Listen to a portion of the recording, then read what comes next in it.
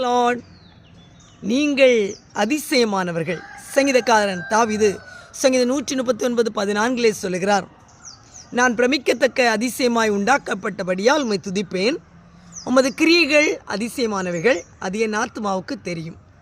ஆம் தேவனுடைய பிள்ளைகள், என் வாழ்க்கையில் அதிசயம் நடக்கவில்லை, என் குடும்ப வாழ்க்கையில் அற்புதம் இல்லை, எனக்கு கற்பத்தின் கனி இல்லாதிருக்கிறது, கடன் பாரங்களோடு போராடி கொண்டிருக்கிறேன், கண்ணீர் காலங்களை சந்திக்கிறேன் என்றெல்லாம் நீங்கள் சொல்லலாம். ஒரு நல்ல வீடு கூட இல்லை, புருஷனால் தள்ளப்பட்டேன், பிள்ளைகள் என்னை கைவிட்டார்கள் என்றெல்லாம் கலங்குறீர்களா?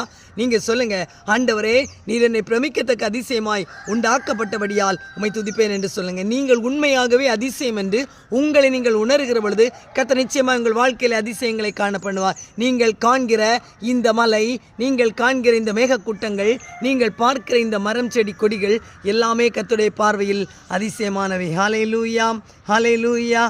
ஆடும் மரங்கள் அதிசயம், அசையும் மரங்களும் அதிசயம், உயர்ந்த மலைகள் அதிசயம், மேக கூட்டங்கள் அதிசயம், பாடும் பறவைகள் அதிசயம், நீந்தும் மீன்களும் அதிசயம், நடக்கும் நீங்களும் அதிசயமாயிருக்கிறீர்கள்.